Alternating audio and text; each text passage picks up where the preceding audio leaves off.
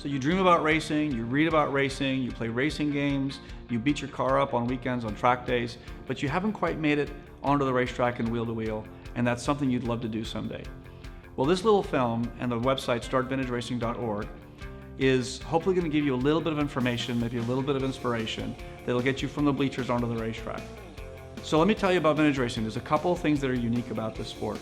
The first one is that we run classic cars that are no longer competitive in club racing, and we run them with the idea of playing hard with them, racing hard, but preserving them and not sacrificing them. The second thing about vintage racing that's unique in all motorsports is that an amateur driver can end up in a Formula One car, an Indy car, or a stock car. There's no other form of racing where you could potentially do that. Now, to get started in vintage racing, there's essentially 3 steps. Step number 1 is to identify a car and buy a car.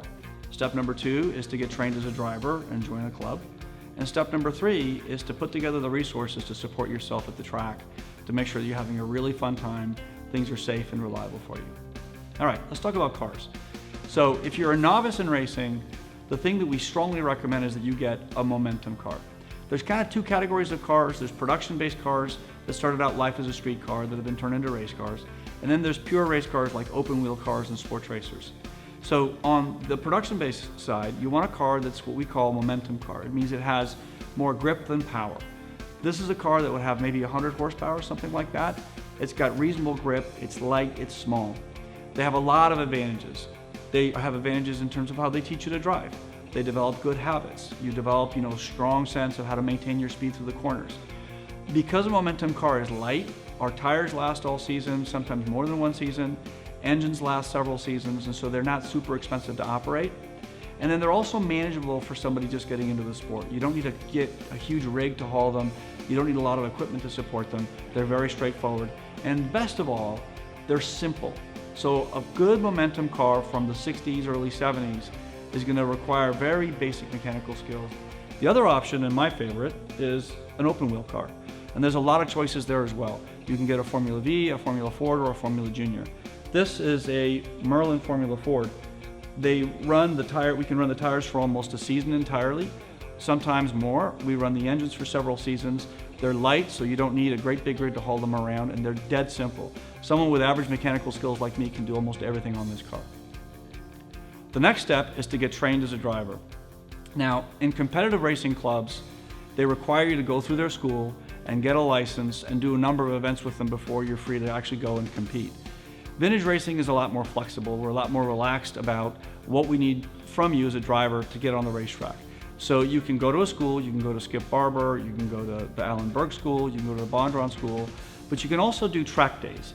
We're looking for fundamentally good, solid track experience. And there's a number of organizations here locally that provide that. So Hooked on Driving would be a good choice, Trackmasters is a good choice. Those sorts of things get you prepared to run a car on the racetrack, learn about the flags, and be safe. So we're a lot more flexible, we're a lot more open to different kinds of racing backgrounds. My favorite way of preparing as a driver is go-karting. So here locally we have the Sim Raceway School and Race Karts Inc. Or the other thing you could do is you can go with some buddies and buy a race cart. This is a Rotax tag cart. They run about $1,500, and for about $50 a day you can go out and just drive and drive and drive and get a ton of great experience. So between all those different things, that gives you the background to start vintage racing.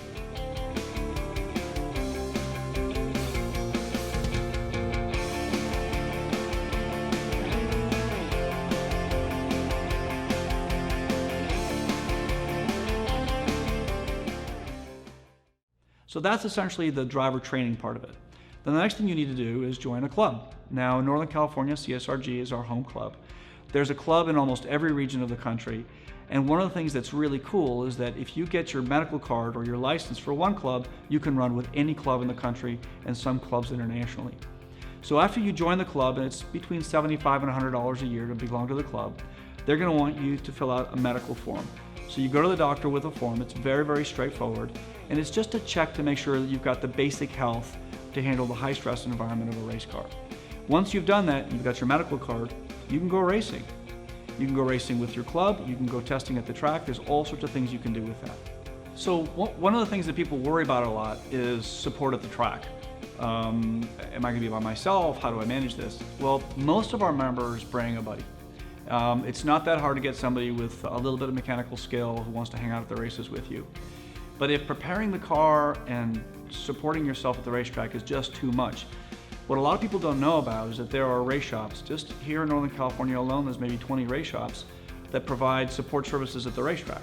So for about $400 to $500 a day, depending on the car and the shop, they will do everything from everything, meaning you just get in the car and you drive it, and they fuel it, and they take care of it, and they belt you in, and so on, to things like, for example, if you're just uncomfortable aligning the suspension, if you don't want to rebuild your own motor, if you have something that you just insecure about, you can just take the car to them, and for about the price per hour of repairing your regular street car, they will take care of the car for you. So there's tremendous resources available in Northern California for that kind of thing.